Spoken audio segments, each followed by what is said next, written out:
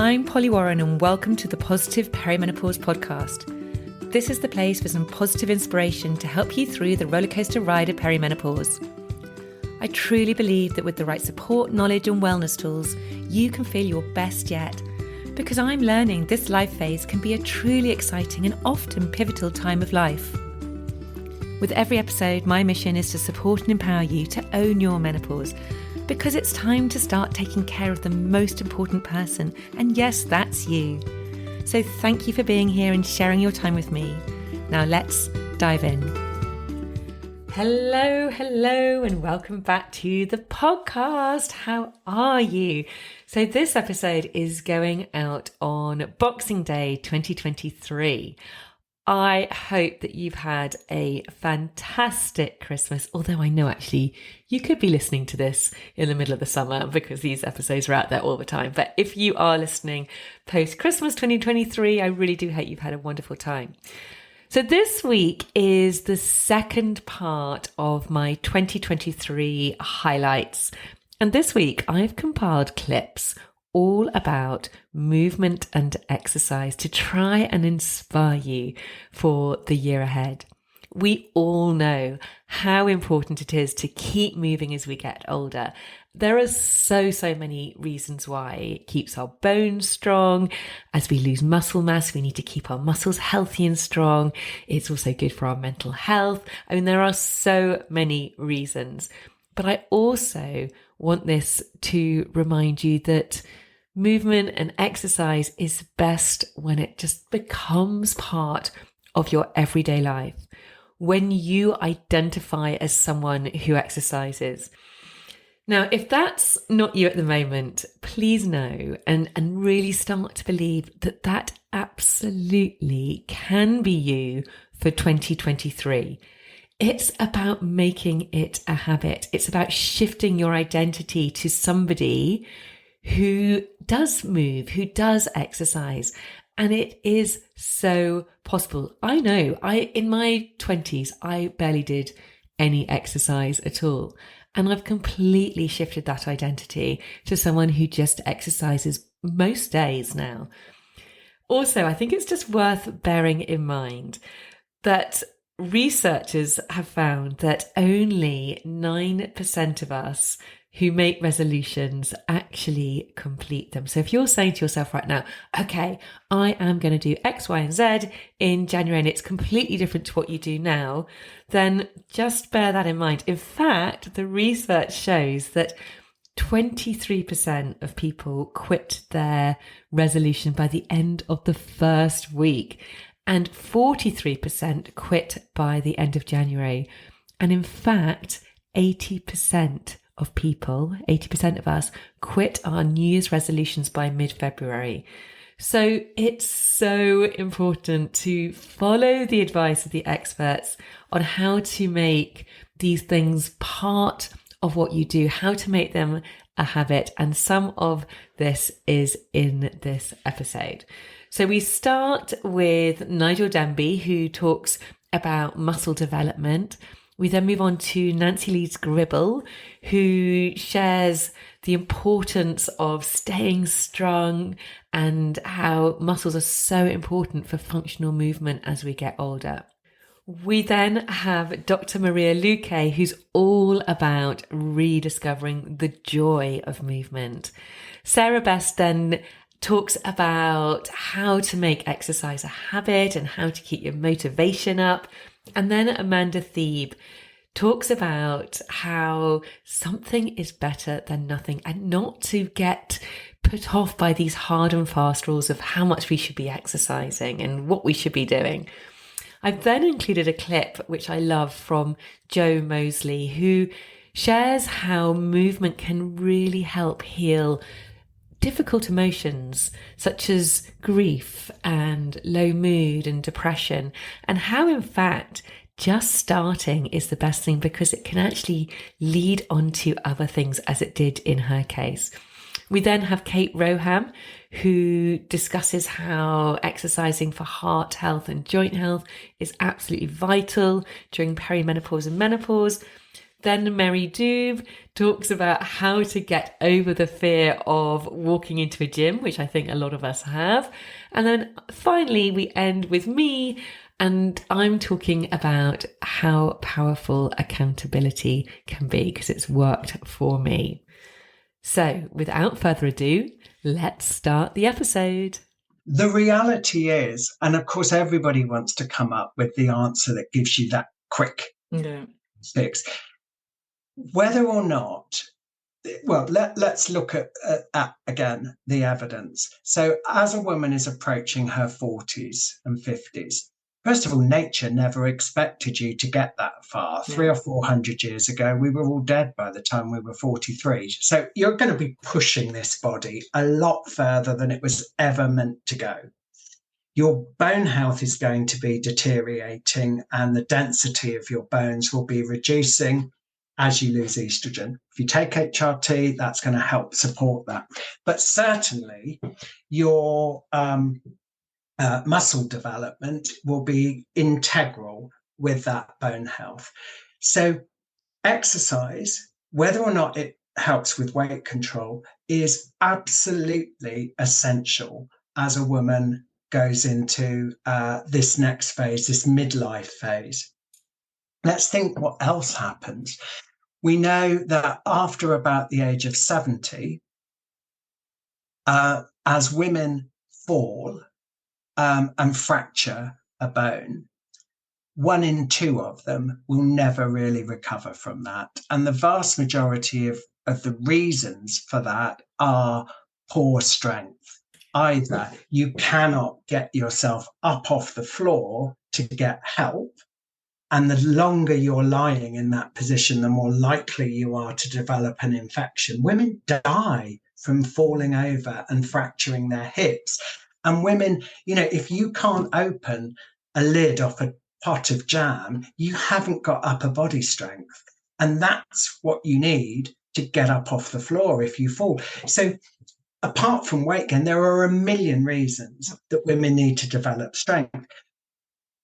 You have a routine. If it doesn't include strength training, and I mean doing something that's actually challenging your muscles at least 3 times a week, you've got to get that going.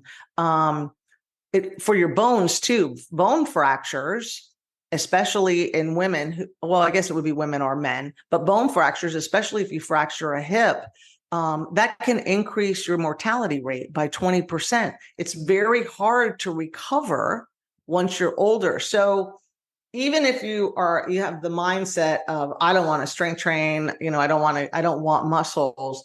Well, you do, because you want to live well and you want to be functionally fit. Like I think that's such a key thing instead of like, oh, I'm trying to get in a bathing suit or I'm trying to be this. Well, don't you want to function well? Don't you want to go to the theme park with your grandkids, maybe travel, maybe garden and be able to get up off the gardening chair? Like, these are functionally fit things. You need muscle and good bones for that. So strength training is going to challenge your bones too. But you also want like some kind of pounding on your bones. And that would be walking, dancing, hit a hit routine, something that's going to cause that pounding, that vibration of the bones, which is going to help them stay strong.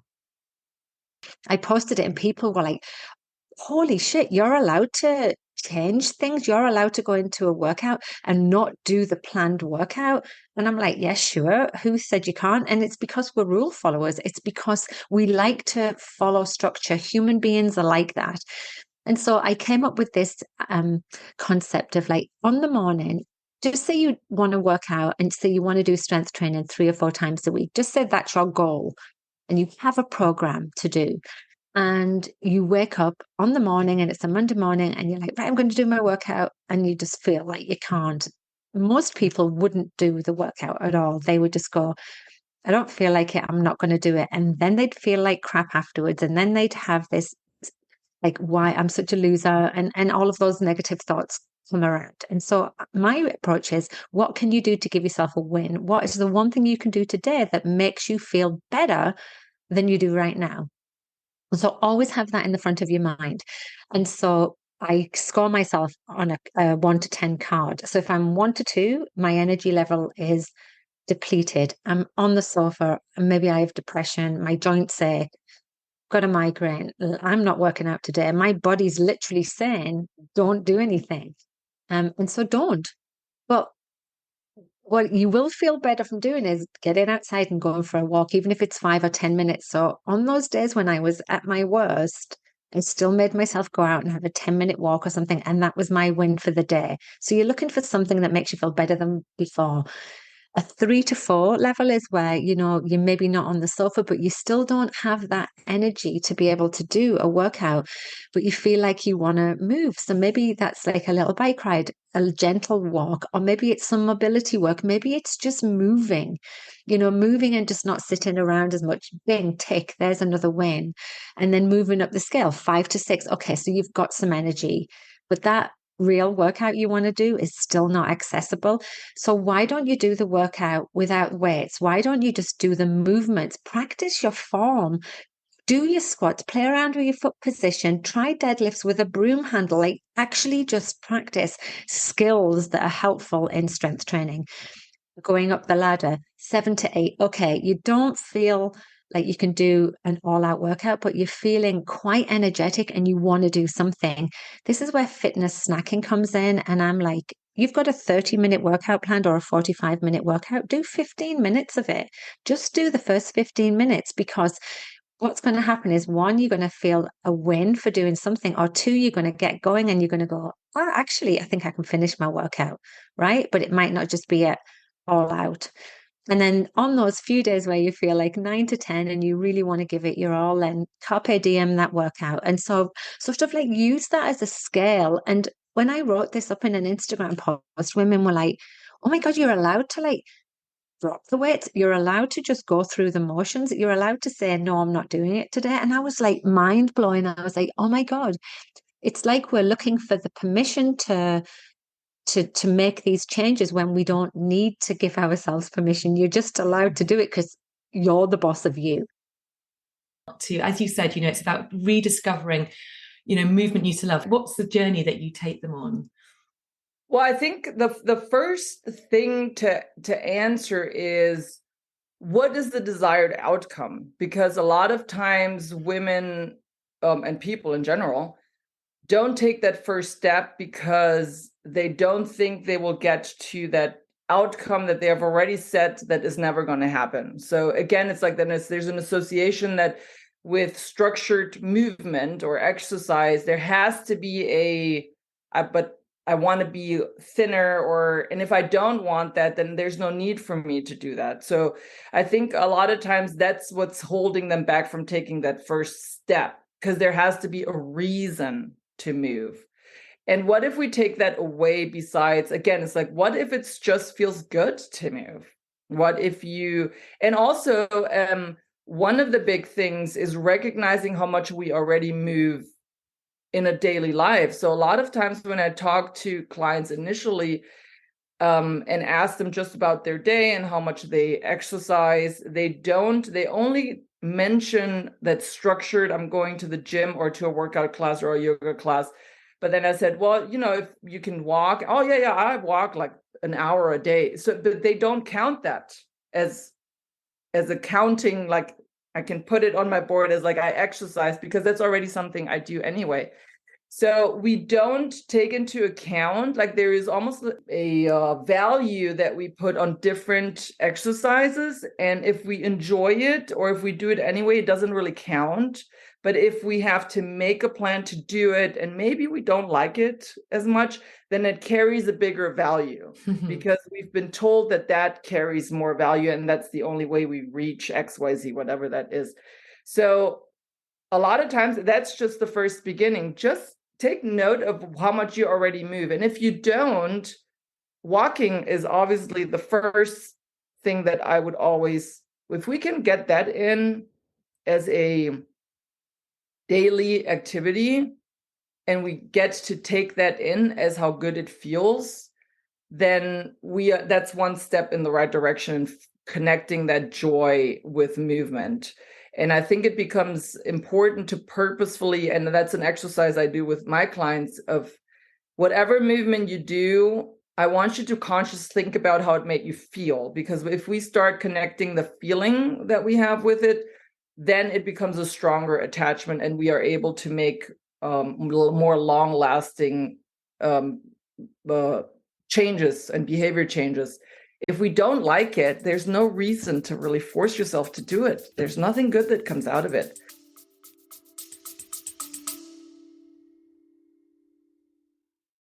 A very quick break to ask you to hit the follow or subscribe button if you haven't already. And if you're enjoying this episode, I'd be super grateful if you could hit those stars and rate it too. Thank you.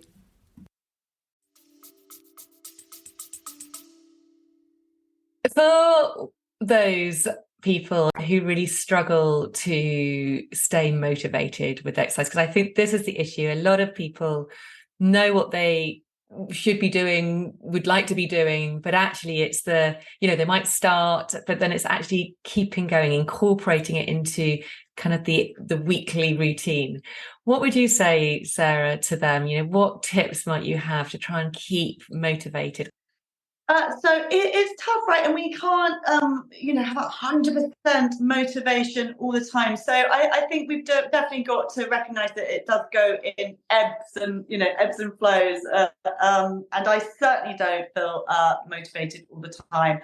I think it becoming a habit is, of course, we want to get to the stage where it is a habit, and that's going to take a little bit of work and sometimes feel a little bit uncomfortable. But I would start with really a plan and look at your lifestyle and what is really realistic for you. So, if you've got children, you've got a full-time job, just working out when those little windows of exercise might be that can, not be really stressful to try and fit in. Maybe it's a Saturday morning where you've got 20 minutes, or a Wednesday afternoon before supper time or something. So I think planning, is key. I think once we plan, we kind of feel like we've got a little bit more motivation because we can see that in the diary, and we manage to do it, and then we kind of think, yes, that feels good. I've got that kind of motivation, that feel good for the next time. But definitely keeping it small and steady to begin with. I think if, I see people, they go, oh, yes, I've decided I'm going to exercise every day. And that's too much. None of us can fit that in. So I think finding those little windows, being really realistic with yourself and your own lifestyle, and just keeping it small, keeping it realistic. So you got given the rowing machine by a friend who thought that might help. So her thinking was like, maybe you needed to do some exercise that might help you. Yeah. And were you doing any exercise at the time? Well, like I said to her, I was spending a lot of time at the rugby pitch, but just standing there with the boys. Right, okay. I really wasn't. I've always walked. I did it, when the boys would go away at the weekends to see their father, I would walk because I found that quite a soothing thing, but nothing very deliberate or intentional. And so the rowing did help, and I did start sleeping, which was amazing. But what I realized was that the rowing was helping me with my grief as well. So that soothingness of going to this rowing machine, and I wasn't very good. And then in the May 2014, on their wedding anniversary, I decided to do this big rowing challenge. So I rowed 1 million meters and a couple of half marathons and a marathon to raise money for Macmillan in Mum's memory, and just realized that soothing nature of movement was just helping in all areas of my life. And then thought, right, well, what else can I do? Maybe I should go outside now and not just be in a gym. Yeah. Had you ever rowed before? No, it was just because your friend gave you a rowing machine that you thought. If she'd given me another piece of machinery, it would have been another piece of machinery. Literally, it was just what she gave me. What was it that kind of made you continue to do the rowing? Was it the grief? Was it how it made you feel? I think it just made me feel better doing it. There's a real rhythm to it, literally going backwards and forwards in one spot, having a purpose. Once I'd started to raise money for Macmillan, like got really into that, and we raised over £10,000. Amazing. Really boring, you know. I had a lot of support on Twitter at the time, which was a really supportive platform, not like it is now. I had sort of Olympic rowers telling me, you know, you need to do, you know, it was all on a machine, but they were saying, oh, you need to do it this way, you need to do it that way. And so, yeah, just all of it together, purpose, community, movement. And I just started to feel a lot better. And then, as I said, sort of thought, right, maybe I'll go outside now and return to all that. So I went back to bodyboarding and swimming in the sea. So this was sort of like 2014, went back, you know, long before, I mean, people have always swum in the sea, don't get me wrong, but before, you know, the next big sort of flourish of everybody swimming, and then took up paddleboarding in 2016. And just, if I don't exercise much, I don't feel it on the day that I don't exercise. And when I say exercise, I like to use the word move, really. Mm-hmm. If I don't do much, it's not that day, it's like 2 or 3 days afterwards. There's that sort of lag for me. And I sort of think, oh, I feel a bit low or whatever. And then I realize, you know, that's why it is.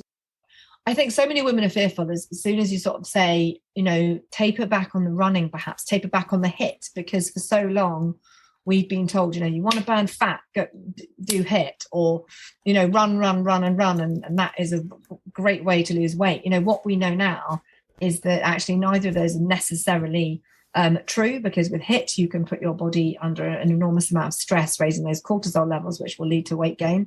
And then obviously running, you know, actually the afterburn effect of lifting weights, you are likely to burn more calories lifting weights and building the muscle and working your joints than you are to go running.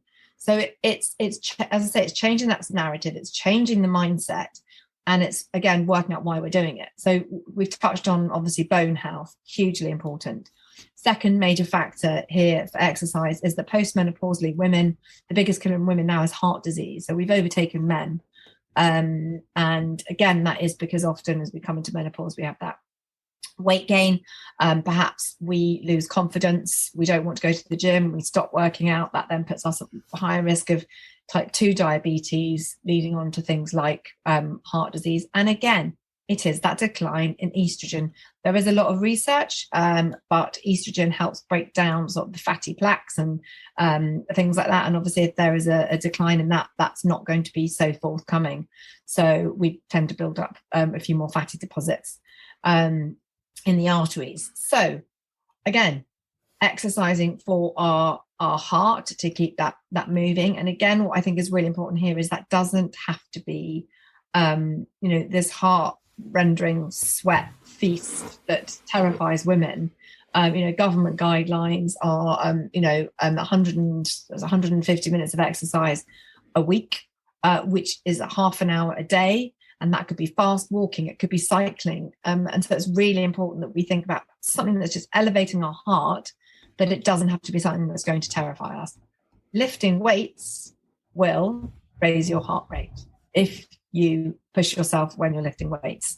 So again, with that strength training, you've got that double whammy effect, well, in fact, triple, building lean muscle, working those muscles and pushing that heart rate up and getting the heart to work as well. So, you've got your heart health and your joint health, again, within the exercise framework. And it's like when we do anything new, it's really scary. And gyms can be scary places, particularly if you're not feeling in good shape. So what could someone do listening? How can they get to a place where they just think, right, I'm sod it, I'm doing it, I'm going in, and I'm going to do this for me? And I have to say, a tagline of just walk through the door. I know it sounds so simple, but you've got to find your community and you've got to just walk through the door and just put yourself in a place of discomfort to grow. Yeah. That's the only thing. And I swear I do this every day, Polly, with my business, with my new business. It terrifies me at some times. I'm like, what am I doing? When there's a workout and I've chosen to lift 100 kilos 10 times, like do 50 reps at 100 kilos. It's that unknown, that fear that you just need to embrace. So when we're faced with letting someone down, we are far, far more likely to do the thing. There's research that shows you have a 65% chance of completing some sort of action or a goal you've set if you commit to someone else.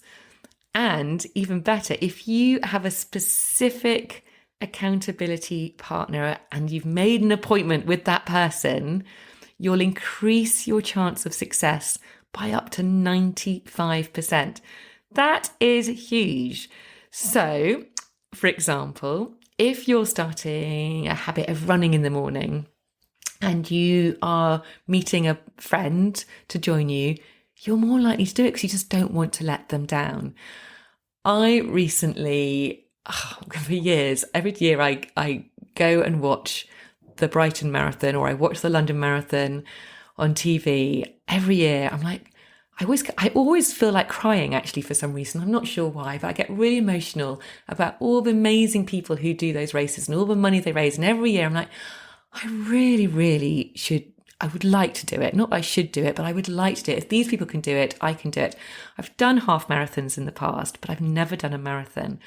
So this year I decided, right, stop talking about it and actually do it. So I've signed up and then I posted on Instagram on my stories that I was going to do it. I've told people that I'm doing it.